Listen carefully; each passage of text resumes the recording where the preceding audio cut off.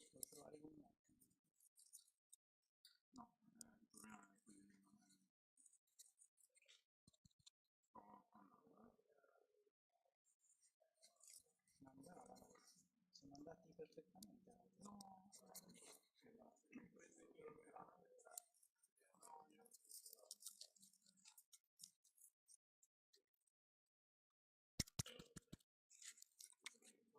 proprio io. no, il problema è che si sentirà male senza quello, e sennò poi un po'. Vuoi che condivida anche l'audio dal mio? Se vuoi, forse sì, però non saprei perché non ho mai testato. Dice che cambia qualcosa se hanno un cavetto USB-C e parlano col cavetto attaccato al microfono. No, non Perché io li ho caricati. no, non credo sia quello. Aspetta che proviamo. Voglio sentire come si sente da... Prima che bastano delle qualsiasi cuffie A me basta solo un microfono, si colleghi qua. Se avete un qualunque cosa. Cioè, a me serve un qualunque microfono che io possa collegare. Se ce n'è uno Bluetooth di qualunque tipo,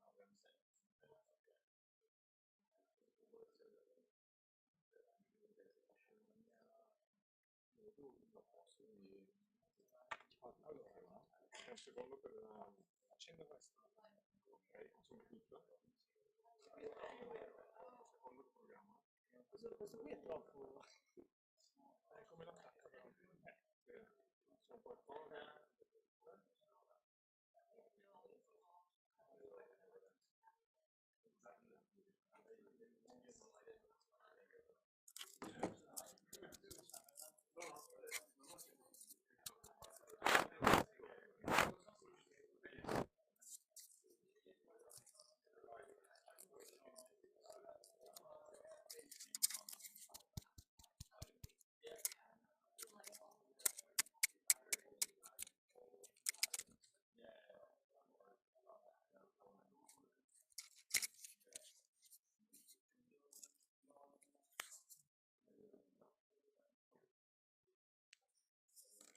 Si chiama JBL qualcosa.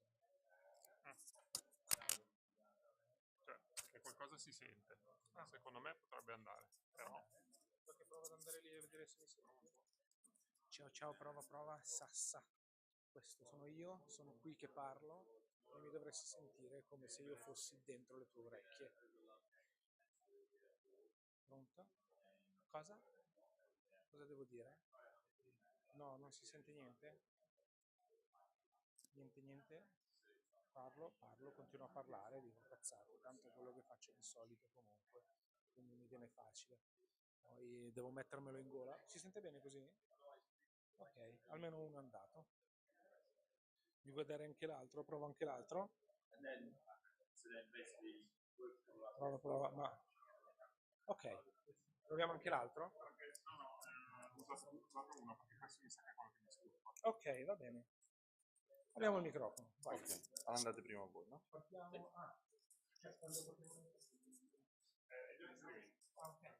Siamo live. Possiamo partire? Ok. Hi everyone. Welcome to Python Milano Meetup. Uso questo? Yes. Okay. Let me introduce to our community. We are a community that exists from almost 10 years in Milan. In July it will be 10 years old. Here you will find some of the organizers. What do? We do meetups and events like this. So there are tech talks. Usually we do 1 or 2 per evening. So today we will have 2. We also have some social events that is called Pybira, where you just go for have a drink together. And usually we do it when we are bored and when we don't have a speaker. So that's that's always a good B plan. Then we have a podcast that is actually in Italian.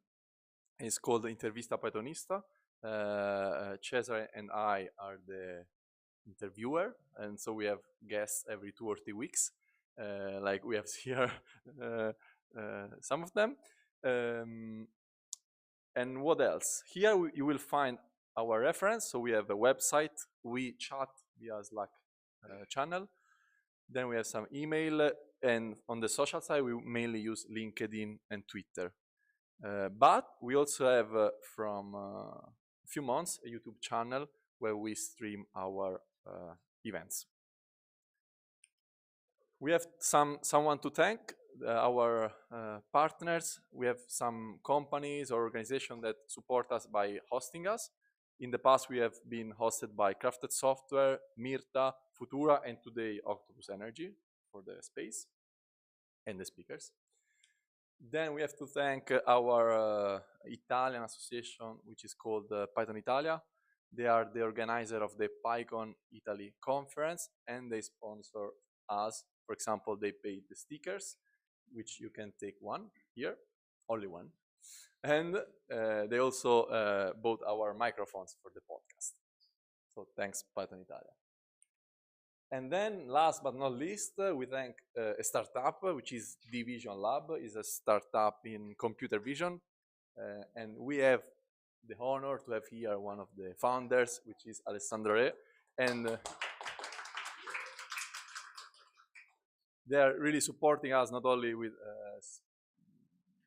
only words, but really with facts. They run the YouTube channel, and all the hardware and setup is done by them. Thanks. Then we have some media partners, which means we help each other in communicating around. There are Django Girls, PyCon It, Python Biella Group, which is a community from Biella, but they mostly do online events. Biella is a city just nearby Milan. And from a week, we also have our partners of The Red Code, which is a blog, yes, which runs interviews to people in the tech industry in Italy. So like we said before, afterwards we will meet outside for those of you who want to join the dinner, okay?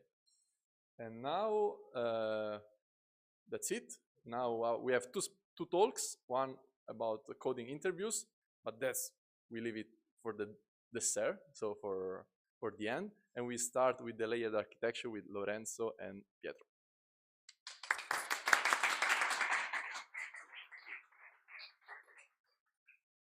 Thank you. Thank you, everyone. Especially thank you for being here and not at home watching Sanremo tonight. Let me change the presentation.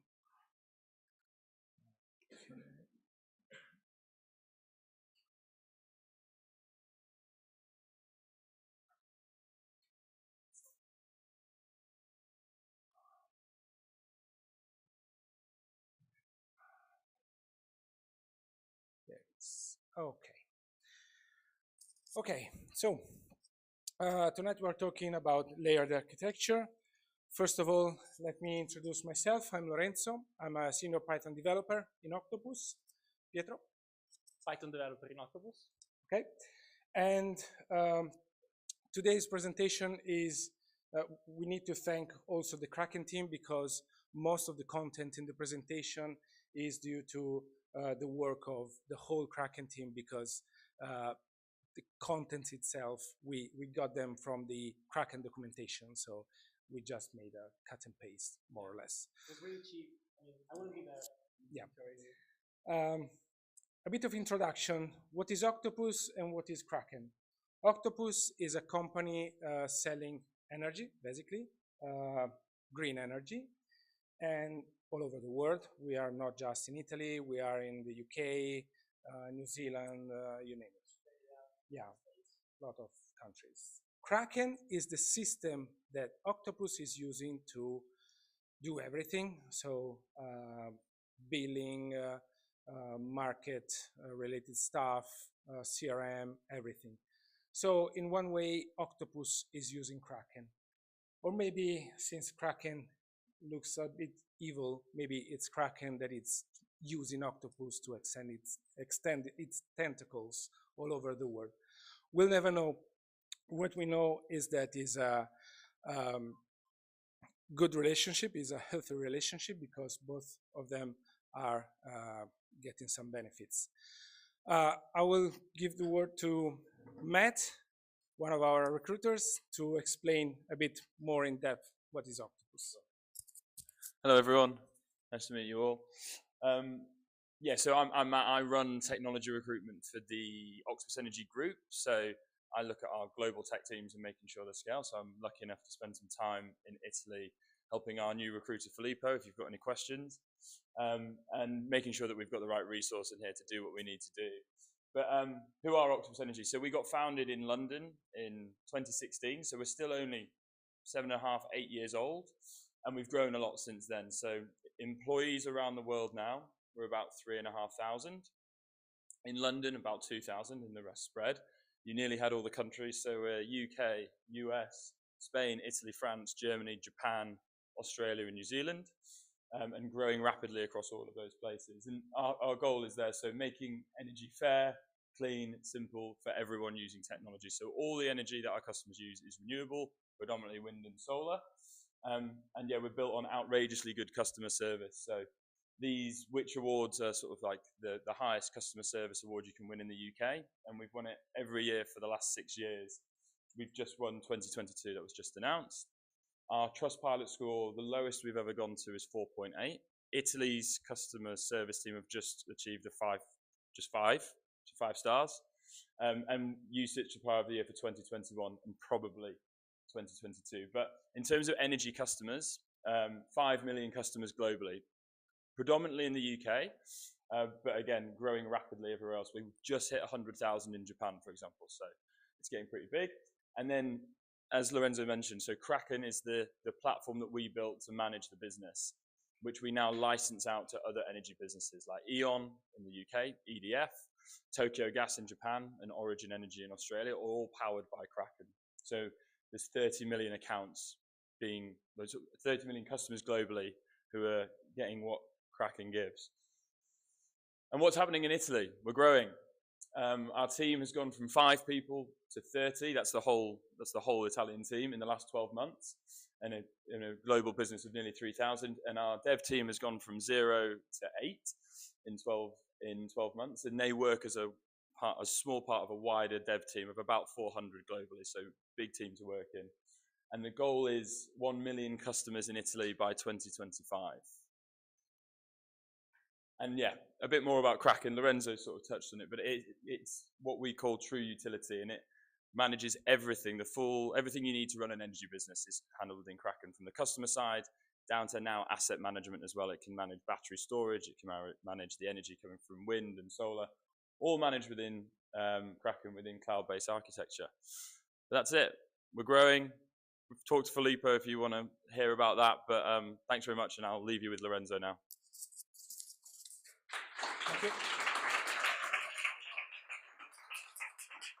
Thank you, Matt. If you need any more answer, if you have any questions about recruiting in Octopus, just ask Matt, and Filippo is down there. Okay, so let's get into business. What we're talking about today, we're talking about layered architecture. So we'll explain what is a layered architecture. We'll list all the benefits and the downsides, and then we'll show you how we use it in Kraken. And then you'll have the opportunity to ask any question. So, Pietro, it's your turn. Thanks. So yeah, so how do we make our lasagna in Kraken, right? So basically, the layered architecture, so I think most of you maybe are familiar with the clean architecture from Uncle Bob, or variations on the same thing. It's nothing new. All this stuff is around from like the 80s, the 90s, but right now it's becoming predominantly, more known because we have to scale our systems to like millions of customers. So basically that's a design pattern for software, actually for big software. And it gives you a structure and a way to organize your application, which is sane and easy to use and extend. And it's not multi-tier, so don't confuse it. Right now it's not a multi-tier architecture. And basically, of course, the base ingredients are layers, like in a lasagna. And I think the the thing that I want to stress is that, yes, we do have layers. So how do we compose them? The primary thing that it's important is that the dependencies in the software only flow from the top to the bottom. So just one way. And this makes very easy, like, to do a lot of stuff and to, well, we get to the benefits later. And it's almost like the clean architecture, which is the one on the right that looks like an onion. But then this is like more focused on how you can call other people's code in the same way, preserving the peace all over the code. And basically, there are two ways to do it. So one is the open layer with open layers. The other one is closed layers. Closed layers means that if you're at the top, you can just talk to the one directly beneath you. Open layers is basically, okay, I'm free to talk to anyone in the floor at the lower floors. We do the open layer style because it's a little bit easier, a little bit more, yeah, it's a little bit cheaper if you want to do like things quickly, but anyway, have a structure that is, guarantees like software testable and all the nice stuff that we like about it. And one thing that you can do also is like nesting layers. So for instance, like it depends on the level of zoom you want. So you can like zoom out and then you see like 5 big layers. And then you zoom in and you see all the smallest layers inside. And the concept is to reproduce this dependency flow just from the top to the bottom. Don't import from things that are higher up, otherwise you mess up. And so this is kind of like, depending, you can zoom how much you want, and it gets like a little bit of inception, the dream under the, inside the dream, right? All right. So let's get to a very, very, very like trivial example in Python. So let's say that we run an e-commerce business and we sell Constantine peluche, okay? Because everybody loves Constantine. It's doing great, so we have to scale our startup. And so basically, we organize like this. We have the business logic, we can add products, we can sign up users and do all the stuff that we need actually to sell things to people. Then, of course, we want to collect money from them and possibly not reinventing the wheel. So we have like vendors, PayPal, for instance, and the payments module, which is like, it actually manages the payments. And then, of course, we have to save the state of the world somewhere. So there's the data, and we have to show things to users. So there's the interface. So this is the very, very, very simple example, and we'll get to it, back to it a little bit later. So what are the advantages that this style of architecture brings us? So first of all, it's very, very easy to collaborate, meaning like we are more than 400 devs, and 99% of the time, I know where that piece of code goes, so in which layer and roughly in which module, which is very cool. Then it's easier to maintain and test the software, because basically you can just take a layer and test it in isolation. So as long as you do like, you have the interfaces defined well, you can do whatever. It improves scalability because it's very easy to look at it and see what are the hotspots, and typically it's the DB in our case anyway. And layers can evolve independently, because if I'm a good neighbor, like say that I'm responsible for a layer in the middle, if I'm a good neighbor and respect the contract I have with the other layers up and down, fine, I can do whatever inside. Nobody's going to say anything. Well, probably during peer reviews, maybe, but that's the concept. Of course, it's not always, every rose has thorns, yeah. So there are also downsides. Okay, because there is a bonus one I just thought of, seeing the dinosaur. So if you have a complex problem, like how do you eat a dinosaur, big like that? How do you eat it? Anyone knows? Yeah, you slice it, right? So instead of slice, if you turn 90 degrees, you have layers. And that's a good stuff about layered architecture, because you can implement a single layer, a component in a single layer, and just focus on that. So if you're implementing, I don't know, the business logic on how to pay something, you don't need to think about how that payment will be stored, because that's another layer. You just need to focus on the business logic, and that's another benefit. Sorry to interrupt. Yeah, so continuing on what Lorenzo was just saying, so let's just jump on the right of the slide. So one of the core ingredients is that, and this is one of the downsides, but you have to get it right, the layers, the scope of the layers must be well defined, because otherwise, if you don't do that, you're just asking for trouble down the road. And this also enables the thing that I said before, like I know where the piece of code goes. Then, well, another downside is that it can give you a little bit too much structure, so you could feel a little bit constrained by having all these layers and having to follow them. But I mean, it's easy. You can use it in your funny weekend project, and it's fine, and it's very easy. And it requires discipline, because of course, like we like to think that we are the best developers. We all are very professional people. We know where, we respect the Boy Scout rule, but how do you make sure that collaborating like with 400 plus developer, everybody gets it right? So, okay, yeah. So then let's see let's like zoom a little bit inside of how it is for us. What's our octopus recipe? And yeah.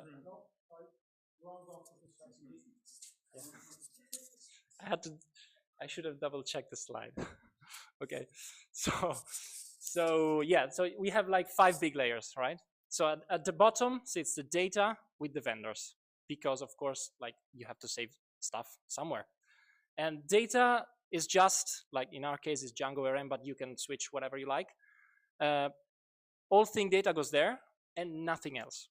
Then the vendors, who don't talk with data, by the way, is just like payments collection and, Stripe, PayPal, or you name it.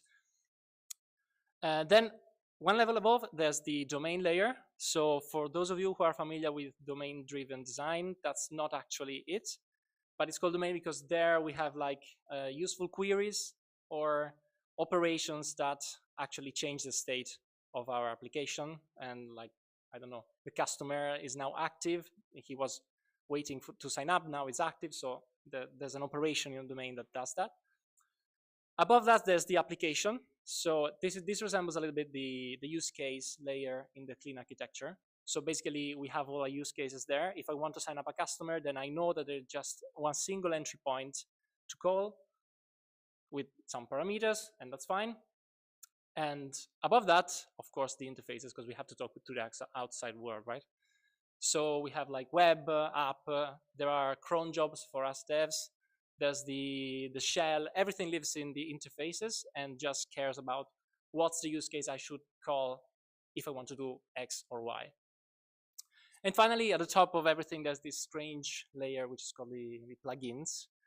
And this is the way that we found to collaborate in like nine countries and counting, with like 10 and more companies. So the thing is, like in Italy, it's just SaaS, right? Italy is Octopus Energy. Italy, hello, you're here. But for the UK, for instance, we have Octopus UK and there is Bulb. So they both share like the same thing for the territory, meaning like, for instance, in Italy and in the UK, reading the meter reading, so what you actually consumed with electricity or gas, is different, right? But it's not different from between Octopus and Bulb. So they both get the same code and reuse the same code for free, basically.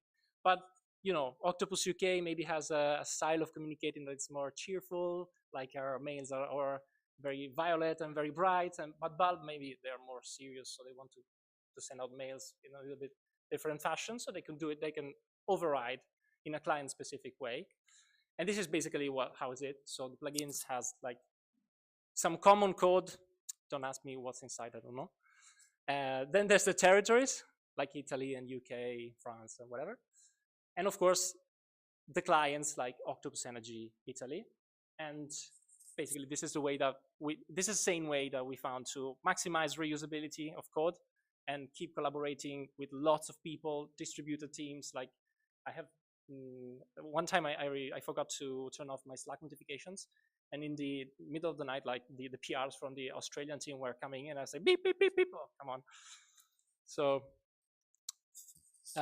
yeah, so that's, don't worry, we are almost at the end. How do we keep these layers tidy? All right, because the thing is, we are a lot of people working on the same code base. It's not easy, and this. So the inspiration for this comes from a. I hope that nobody here speaks Russians, because I Wikipedia and Googled it. But there's a Russian proverb that reads, I think, "Dovieraj no provieraj." That means, okay, trust but verify, right?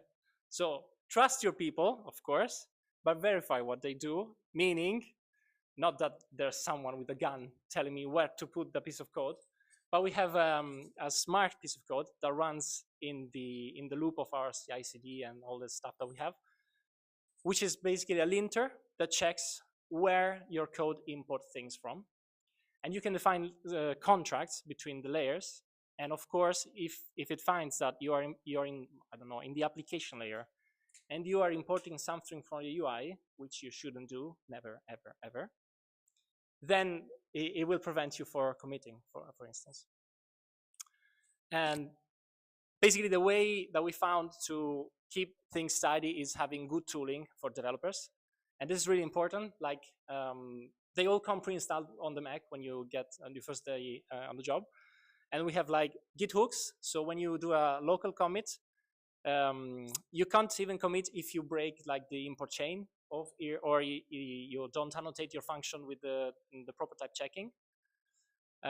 You can't actually commit if the tests for the code that you just modified are not green. So you modify the code with the Git hook, the test gets run automatically, and then if they fail, basically you cannot commit even in local.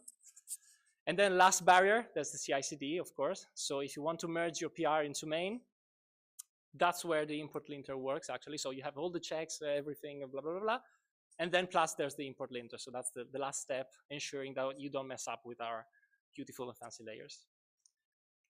Okay, that's been a bit of a ride for me. So if you have questions, feel free, and thank you for listening.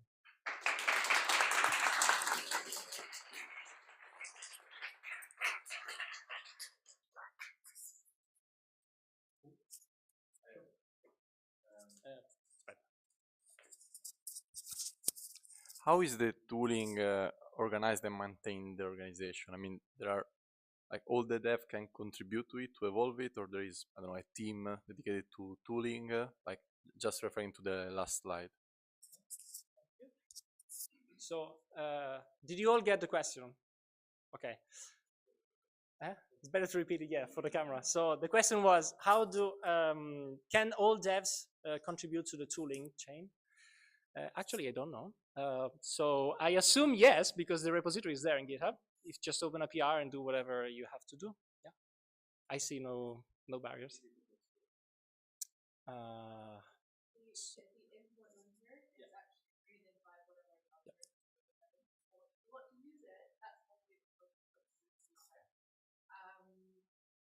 Yes, everybody's got access. I'm patient, by the way.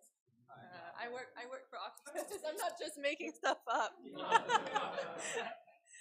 So I also work with these wonderful people. So yes, all the devs have got access to all the tooling. We do not have an internal tooling team or anything like that. But of course, if you're going to contribute to, say, our linters and things, that's also done through a code review process. And then internally, you know, because there are some people that are really passionate about this stuff, we have a thing called we have guilds. And so we have an internal like tooling guild where people just go there and talk about stuff, and they've got, you know, projects that they're working on, and any developer in any country can be a part of that guild. So yeah. Thank you. So another question? Here. Talking about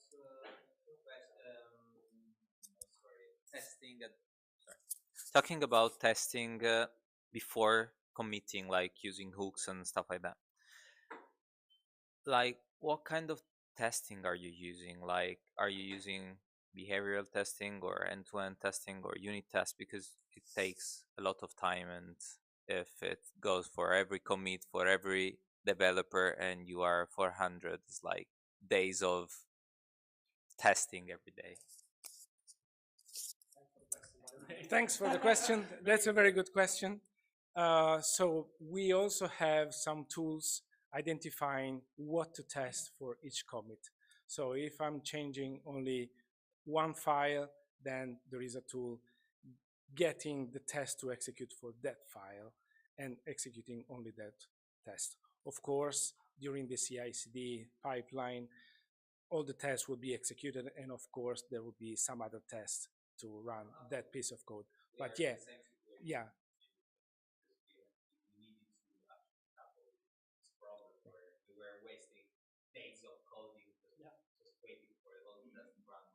Yeah. Thanks. Another one?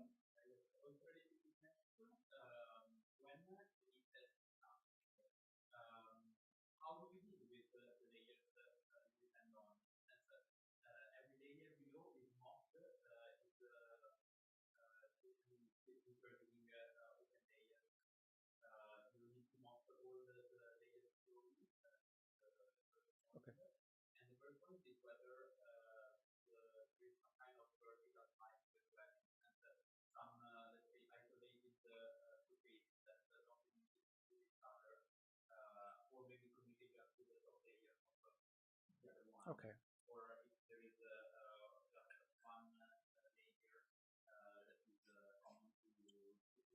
Right.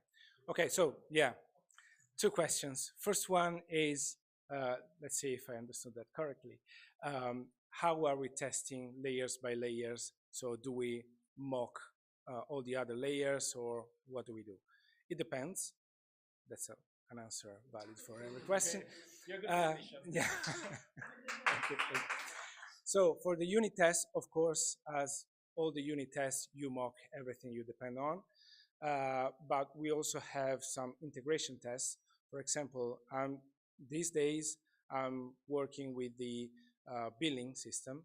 So if I'm creating the charging calculator, I'm giving all the information and I'm expecting just the charges on the output. So it's a unit test. But in the end, I want to test what happens if I provide an agreement, a product, and then the consumption, because we're talking about energy. What happens in the end, because I want to see the final bill, right? That's an integration test because it's trapassing, is going through all of the layers. Okay. Second question was if we all have some vertical slice. I don't think so. No, even patience doesn't know that. So the answer is probably not. You're welcome. Probably. Thank you.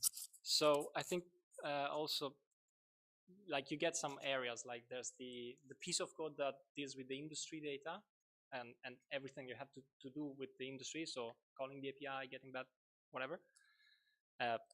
It's not strictly enforced, but it's kind of like not a silo, because that evokes something like very closed. But it's like the code is like self-contained, and then everyone else can call if they need to. But then, and it has like, inside there are different layers, which more or less resemble the ones that we just showed. So the answer is yes or no. Depends. Depends how you zoom.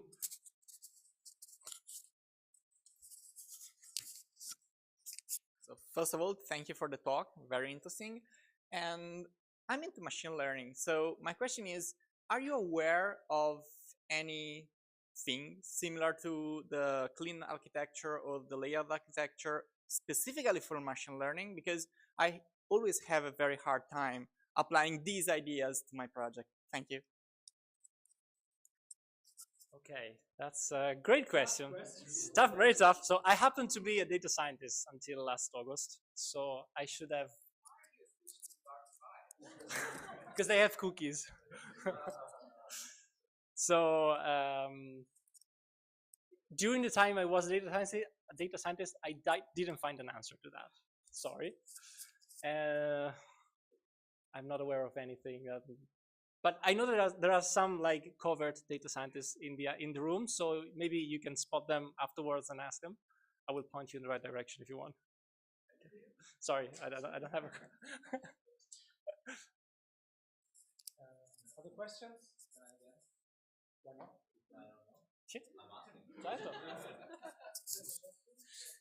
So, talking about like your repository and your, let's say, overall architecture, right? I guess you are on a single repository, so I'm on a repo, and so, but like, do you have any microservices things or like a monolith microservice thing architecture? Because it seems like a lot of code to maintain everything within a single. How do you scale? Like, because payments can scale by itself if you have microservices, blah blah blah blah, and so on. Like, back to you.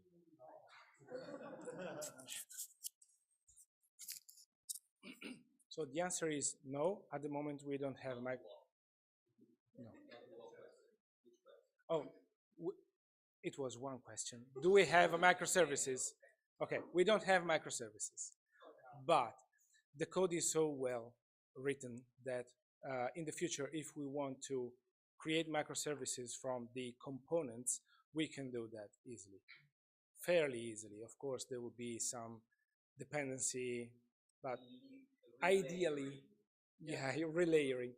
But ideally, yes, we are using Django, so we are trying to create every application, so every domain, more or less, like if it was alone, so not depending on other applications. Of course, it's not always possible. It's not always easy, but we're aiming to do that. First, it's somehow related. It is a somehow related question, because so what is the current architecture? Because I was going to ask the exact same question about microservices. So what is the current architecture? On what is this thing running? Thank you. So currently we're using, it's Django, basically. Django with some improvements. So for example, our Max. What else? We are using Postgres, we're using, okay. Ah, right. Okay, so we have like Kubernetes clusters on AWS. That's it. There was another question, I think. Oh, sorry.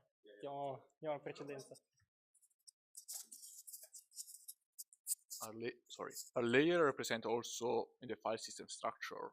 Like you have like folder for each layer, or something different.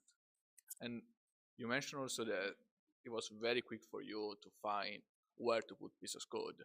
How much experience do you have in a code base? So in my first week, can I do the same? Excellent question, thank you. Because actually I remember very well when I joined. So here, the question was, second question, I remember just a second, so maybe you have to repeat the first. How much time, like in my first week, would you be, in your first week, would you be able to commit, like to contribute some code, right?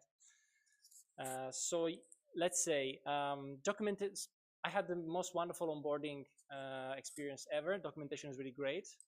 Cheers to patience. Like page 3 of the doc is the picture we showed for the layers, and then it's very detailed explanation of where to put the things you want to do. So it's like, yeah, in my first week on the job, I had 2 PRs, very small ones, of course, mainly touching the UI, so nothing serious. But yeah, it's fairly easy to start up.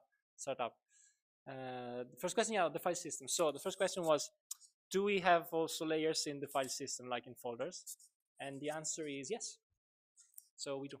Basically, like we have, I don't know, Django apps, several, and inside of them there are the layers. So domain, application, interface, whatever. You don't look really convinced.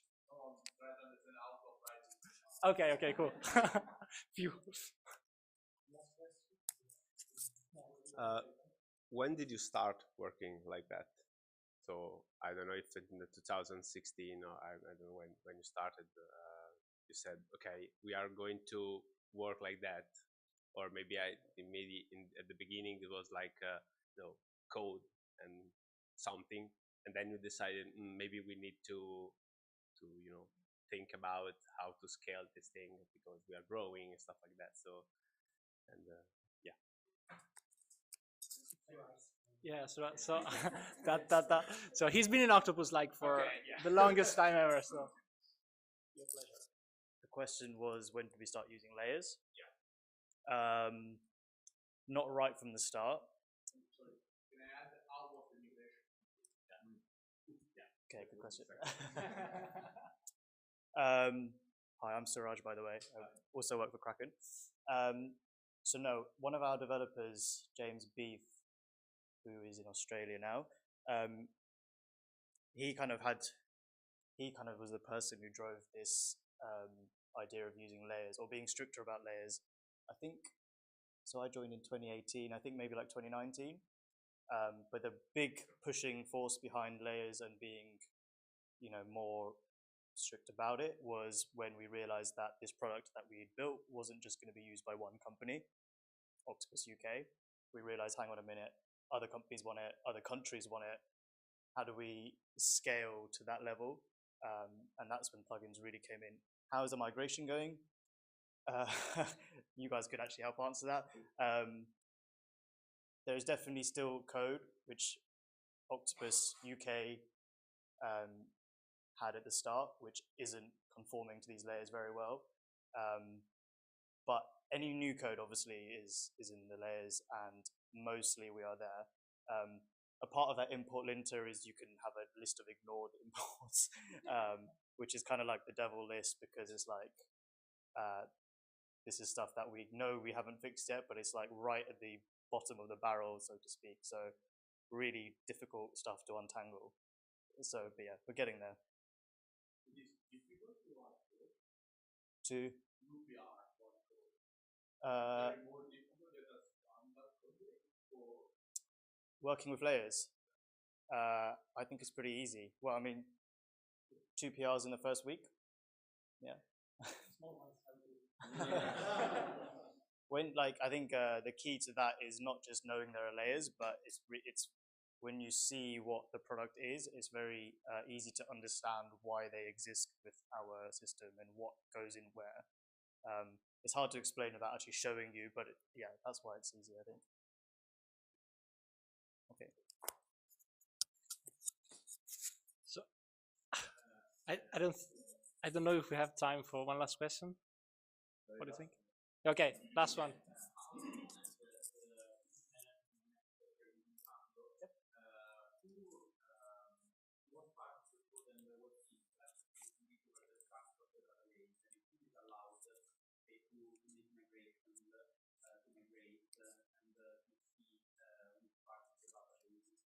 Okay, great question. So the question is, who can actually touch the data layer and do migrations with Django and do stuff in a DB? Everyone. So if you add a new model or alter some field, you do your own migration, you push it to GitHub, it gets like checked. There's a step, like I didn't talk about it, but there's a step in the CI/CD that checks the migration, and then it's deployed. I mean, that if everything goes fine, it's deployed. And nothing. Okay, but that's not very important. Maybe who can change the UI? Everyone. Yeah. Every developer can change anything in Kraken, because we use the policy fail fast. I don't know what's the name. Basically, come again?